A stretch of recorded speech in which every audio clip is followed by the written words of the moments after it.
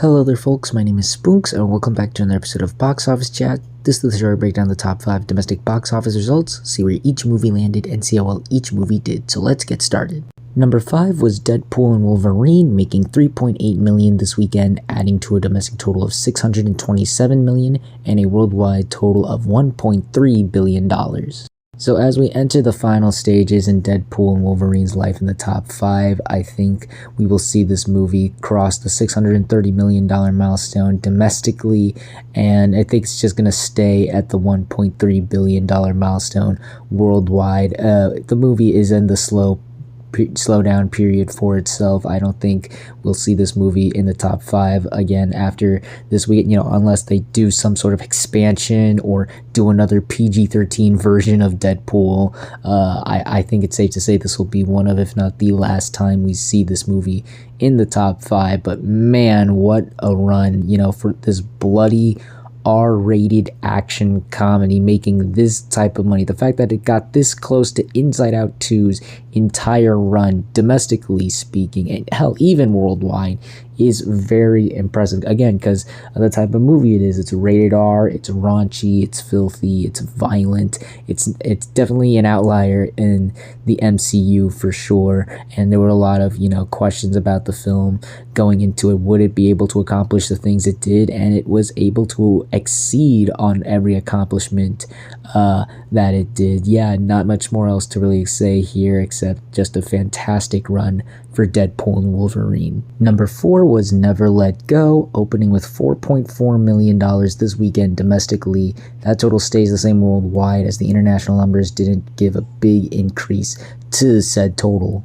Another Lionsgate blunder, unfortunately. Yeah, I didn't really talk much about this movie last weekend because there really wasn't much to say about this movie. I did not have a lot of expectations going into this movie. I didn't see a big marketing push and certainly not a lot of buzz for it.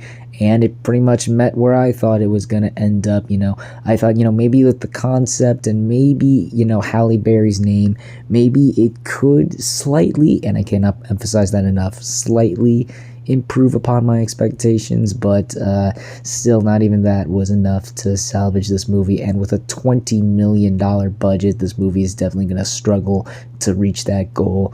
Yeah, the word of mouth on it doesn't seem to be all that positive. It got a C+ Cinema Score rating, which for a horror movie is all right, but when you have another horror movie that's already out that's getting much better word of mouth and reception from audiences, I think that's gonna be a struggle and a challenge for this movie to overcome.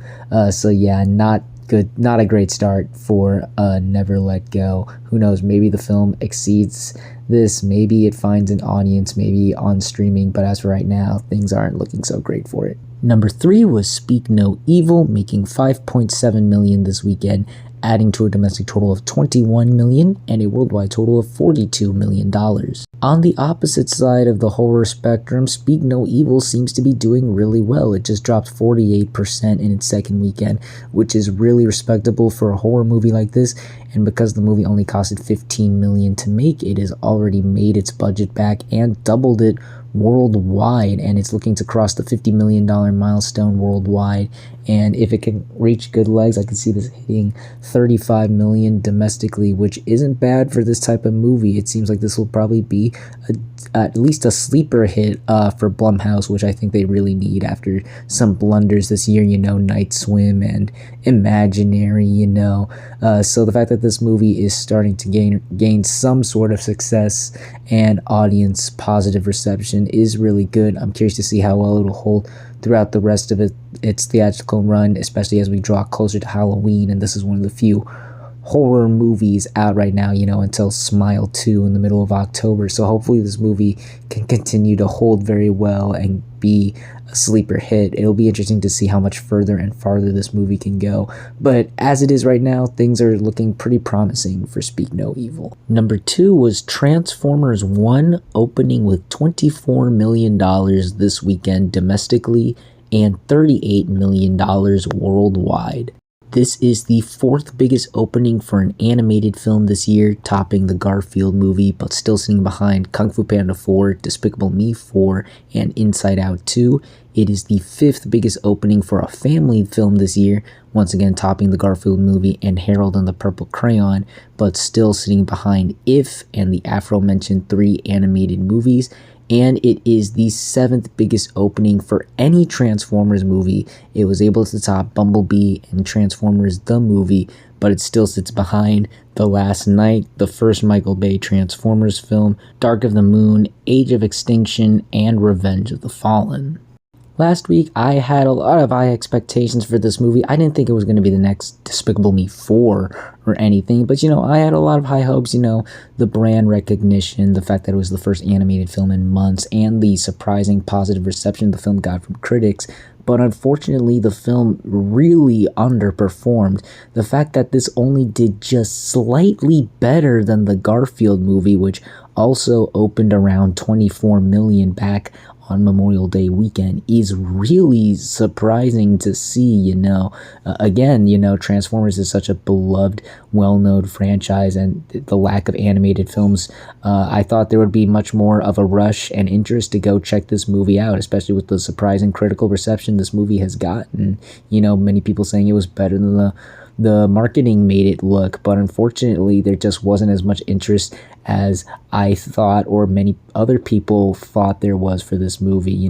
It seems like this is more beloved as a live action franchise than an animated franchise. It's been a while since I believe the last cartoon has really popped off. I know there's one on Paramount Plus right now, but it's also on Paramount Plus. And one of the things I think this movie really underperformed was, the marketing. Like I said, people were surprised by how good this movie was because the marketing was so bad. And I think that first trailer did a lot more damage to this movie than I think the studio thought it did. There was a lot of complaints about that first trailer. No one was really happy with the tone, the humor, or just how the movie looked in general. It was just a really bad first trailer. So by the time the second trailer dropped that sold the movie better, the damage was already done. And unfortunately, the film is looking like it's gonna struggle. Now, there is a plus side to this. The people who saw it, once again, really liked it. It got an A Cinema Score rating, which is on par with some of the better received family films, If, Inside Out 2, Despicable Me 4. But again, even that has its own negative side because, there's another animated movie coming out this weekend about a robot. And I think that's going to steal a lot of this movie's thunder, as that movie is also getting really strong, positive critical reception. So yeah, overall, this is a bad opening for Transformers 1.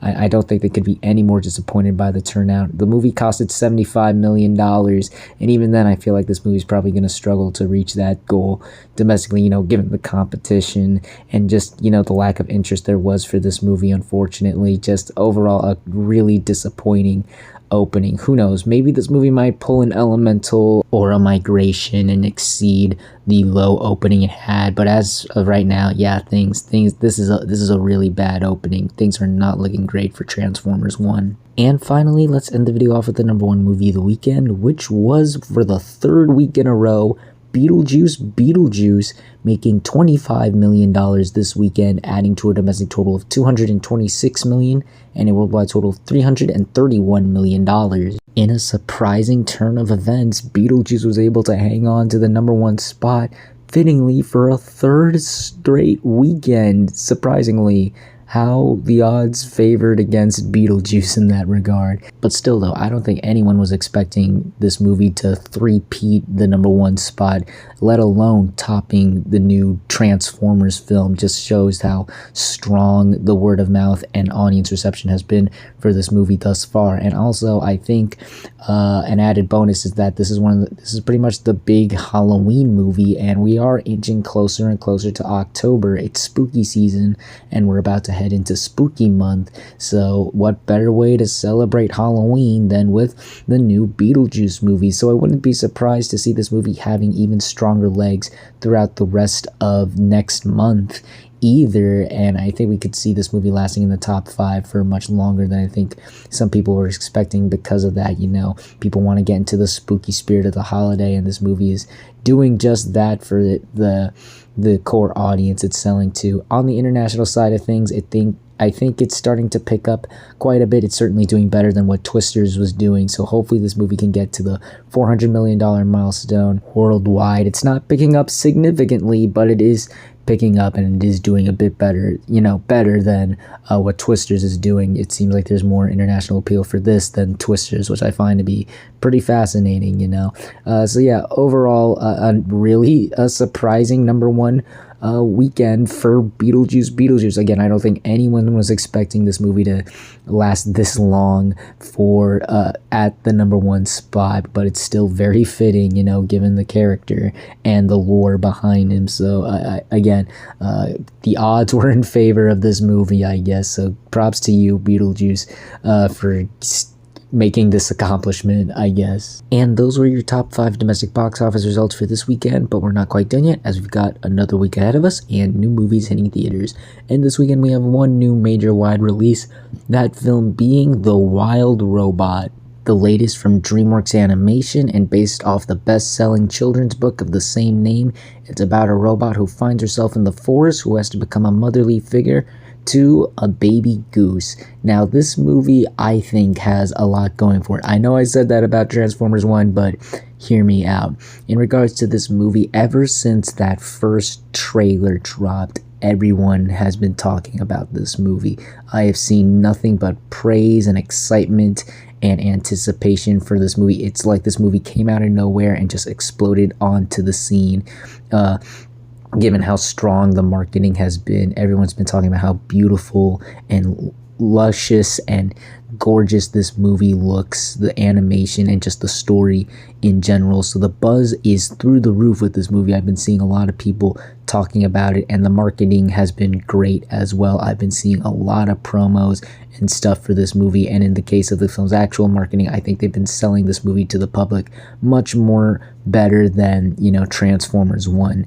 And this film has also received a lot of critical reception. Many people have been claiming this is the best animated film of the year. It may even rival Inside Out 2. Some are saying it's worthy of the Best Picture nomination. So I think a lot of things and factors are going to get this movie to a really solid opening. I don't think, like I said, I don't think this movie is going to reach the heights of the top 3 animated openings of the year, but I think we're going to see something that definitely surprises people. I know I said that about Transformers 1. I could be wrong yet again. Maybe this movie does bad guys numbers, who knows, but I still think that would be a pretty solid turnout for this movie. Otherwise, I think this movie has a lot working for the, given the buzz and the marketing and the reception for it. I don't know, I have high hopes for this movie. Again, I'm not expecting this to be another Inside Out, not expecting this to be another Despicable Me, but it wouldn't surprise me if we see a really solid opening here.